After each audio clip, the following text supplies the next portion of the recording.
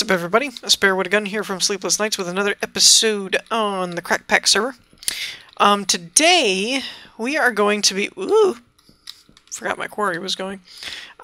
We are going to be working on a better way to power said beastie. And that is going to be with a reactor and not a measly solar panel. This works pretty well for all of our systems, storage unit, everything like that, but we need a better power source, right? So I have taken the liberty of watching a few tutorials. I know, it's weird. I did research, right? So I've been looking into the big reactor mod, right? Now, for this, dang nabbit, I had this all organized and everything. For this, we're going to make the most simplistic of the these of the big reactors, smallest one we can make. So what we're going to be doing is we'll need 7 yellorium ingots for building. You'll need as many as you want for fuel, but you'll need 7 for building. 7 for redstone. 7 redstone for this, 1 diamond, 47 iron, 45 charcoal, 11 planks of any kind, and 4 cobble. I think, if I did my math correctly, and I usually do. So, what you need is 22 reactor casings, which is iron, 4 graphite, and a graphite bar can be made by re-smelting charcoal or coal or whatever. So you need 22 of these. You get 4 per recipe. I don't recall if the 22 is including the things that you'll need to build these other, like these require 4 casings, so on and so forth. Most of them do. I know, I'm relatively sure that this math that I did for ingredients takes into account that, but I don't know if the 22 casings does. You may have to make more. So we'll need 22 casings, 1, where is it? Where you be? Yellorium fuel rod, which is 6, blah, blah, blah, blah. 1 control rod, that's controller. Control rod is here. Looks like this, built like this. A controller, which is this one, where the diamond is needed. An access port to put fuel in and out of, and a power tap, which is right here, and that will allow you to make, or to pull the power out of the reactor and into something else. You'll need 4 yellorium ingots to get things started. I've obviously got plenty of that. And I had an option for a second access port that was not included in this math right here. But that will just be depending on whether or not you want to have a separate port for that kind of stuff. Now, what I'm going to have to do here, since I forgot to do it beforehand, bad me, I had everything else prepared, is we're going to put these in there, and that's going to give us our graphite bars. So while those are smelting, I want to take a visit out here. And this little patch right here, I just did shortly before the episode. Crap. Try and keep that separate so I remember what's what. And this is essentially a path that goes all the way down to my quarry. Now you might be wondering, why do you need this if you have, excuse me, if you have the path down here? Well, what this is going to be for is a way for me to walk down, but essentially it's just going to be a straight shot down to the quarry to power it, and it was my way of figuring out how many blocks it was, which I never actually did. So it's 1, 2, 3, 4 to that block. 5, 6, 7, 8, 9, 10, 11, 12, 13, 14, 15, 16, 17, 18, 19. So we'll say 20 blocks to the surface. Now, unfortunately, it goes all the way over there. So what we're going to do this time is I'm going to build the reactor down there to power the quarry. And then, eventually, using resources gained from the quarry and so on, I'll end up piping both items and power back to this system. The ducts, or the wire will probably come in and tie in down here, and we'll come in underground, and it'll tie in the power to this line, and then we'll tie in the items probably to, I don't know. We'll have to tie in the items somewhere. But yeah, that's how we'll do that. That should be enough for us to get started. So let's get this show on the road. Okay, so we need to end up with 22 casings, right? So we have 24 there.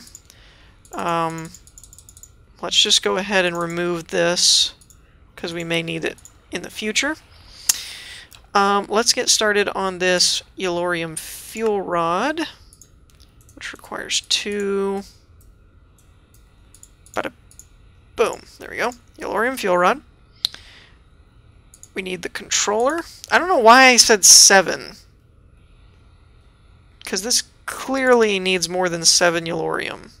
Maybe I didn't take into account all the reactors. So we already used 7, 8, 9.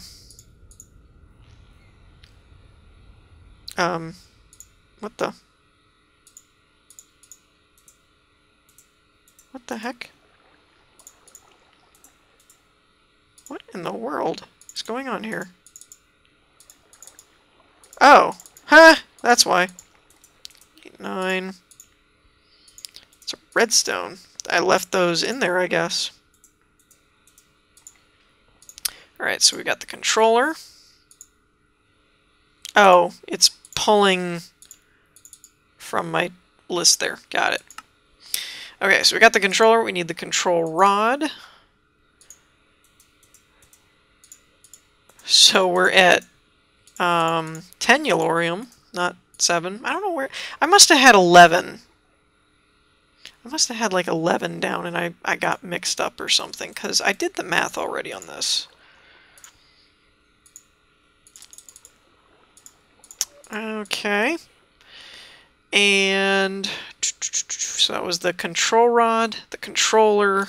Here, I have a little notepad in front of me, so let's go ahead and mark this stuff off. So I need an access port and a power tap. Power tap's there. The access port is here. Now this requires us to do another thing. Whoops. Wrong recipe. Which we need a chest. And we'll need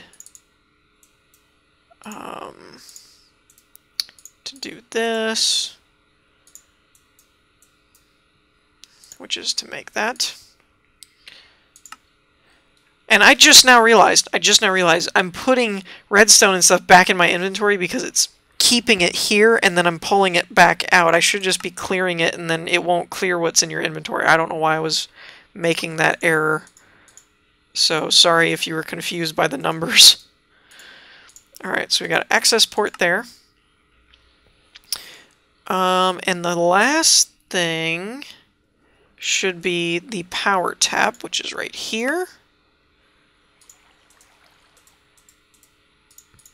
1, 2, 3, 4. Now, I'm going to make more casings for 2 reasons. One, I can always use more. Eventually when we expand the reactor and everything. And 2, I don't know if I needed 22. I may have actually needed that. And not realized it. So let's grab these that are left in here, because I clearly had 45 graphite bars set up for something. Although using the applied energistics thing kind of messed everything up with my numbers because I kept pulling more out than I needed. Okay, and we'll just have 2 left over. Put that in there. Put that in there. Put all this back, and we're good to go. Or we should be good to go. And we'll use this stuff as we need it.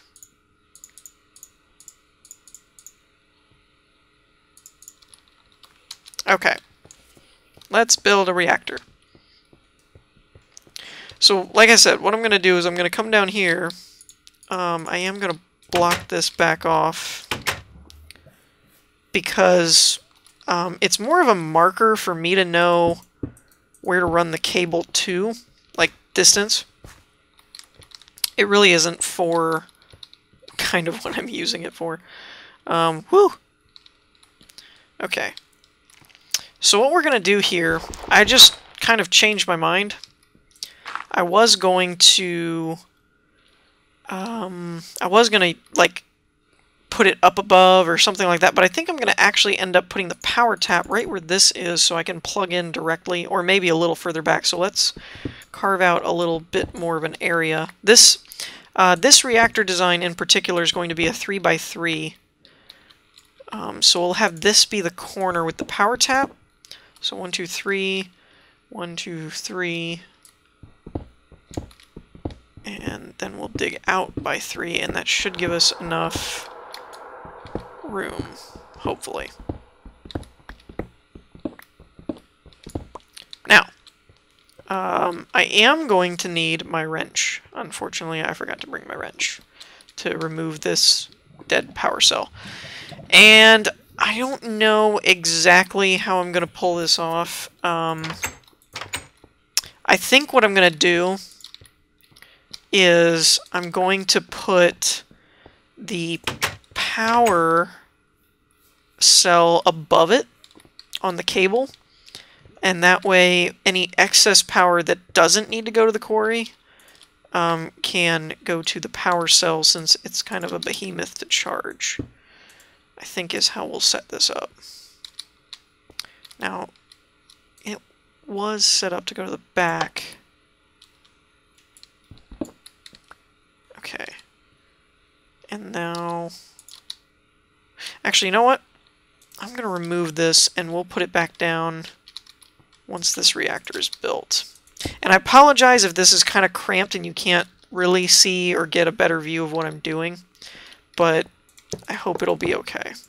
So we put, because this is a 3x3, we're going to put 3x3 casing down.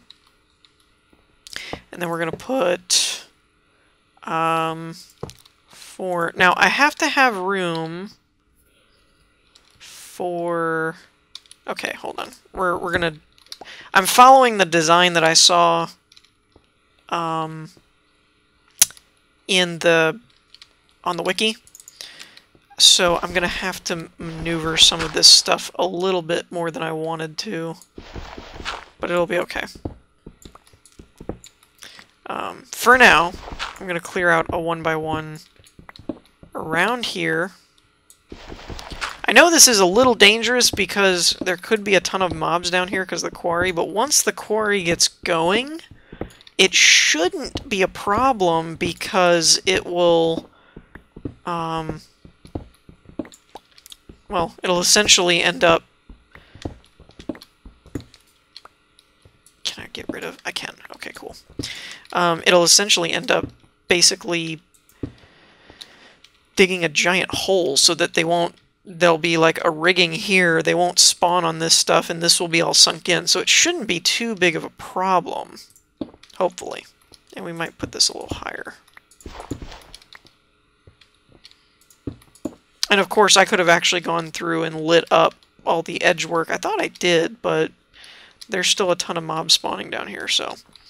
Alright, we want the power tap to be over here, as it will be closest to the quarry. We want...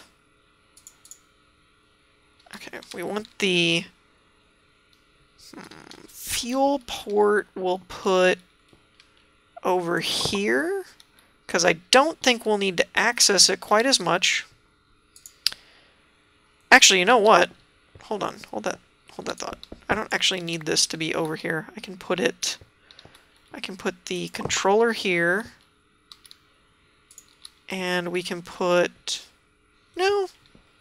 I know, I've moved this around like 9 times, but it's a efficiency thing for me.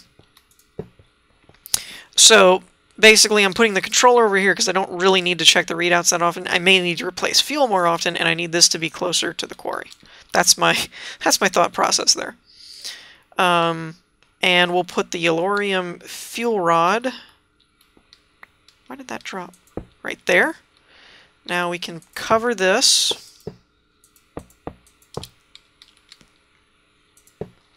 And we need to put the control cap thing basically has to go over the fuel rod. And there we go. Boom. And you'll notice that the block changed, right? That's a good thing. That means it worked. And then when you right-click on the reactor, we actually have a reactor setting now. And so you've got your energy buffer, which this actually holds a decent amount of fuel all on its own. Actually, my eyesight's a little screwy when it comes to zeros. 3... So it's 10 million redstone flux that it holds. The core heat... casing heat. So core heat is transferred to the casing. Transfer rate is based on the design of the interior. Heat of the reactor's fuel. High heat raises fuel usage. So the higher the core heat, the quicker it'll burn up fuel.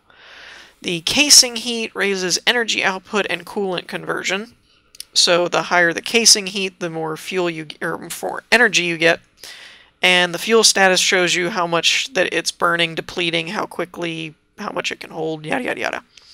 It shows 1 fuel rod, etc. This is your core temperature, which is kind of like this, the energy output in redstone flux per tick, the fuel burn-up usage, and the reactivity. How heavily irradiated the core is, higher levels of radiation reduce fuel burn-up. So that's kind of the crash course in that. Now I am going to need 1, 2, 3 of these cables. And I think I have that. I'm not positive. And we definitely want to sleep to restore our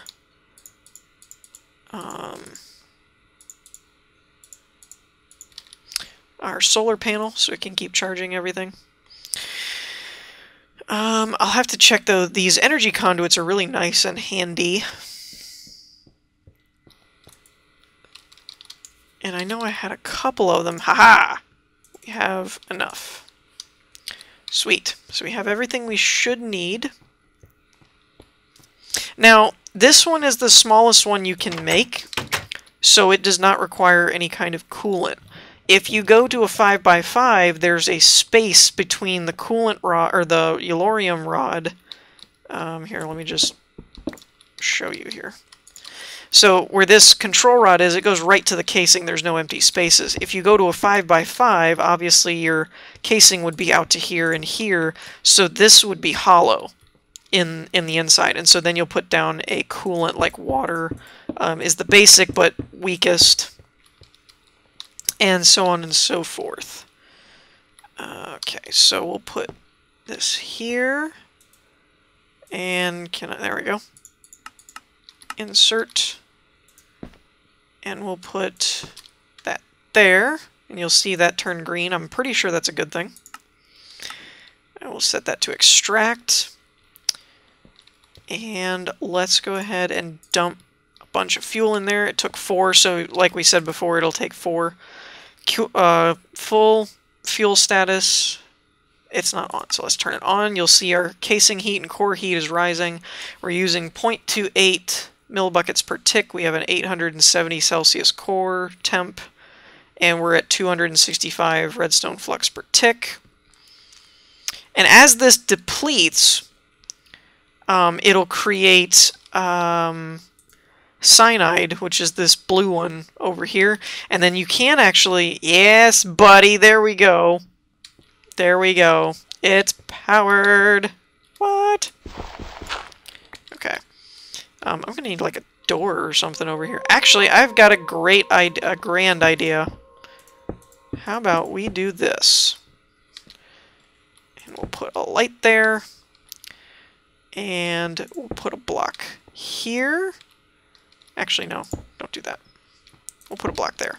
And that way, this is technically a block, so there's only a 1 block space. We'll put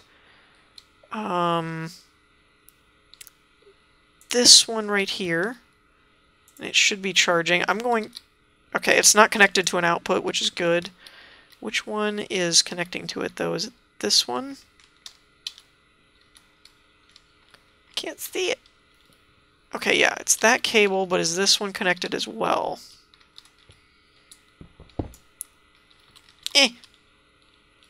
Yes, it is. I don't know if that's good or... Ah, crap! Whatever. I don't really know if that's good or bad. Whatever, we'll leave it for now. Put that there. And it's got input. Actually, we can just turn that off. And then this should disconnect, right? I believe. No? Okay, whatever. Anyways. So this is getting power. This is getting power, which is great. And now what we'll do is we will make a access tunnel over here. Oops. Guess I was one off. There we go. Actually, nope. Better idea. Let's come down through this wall.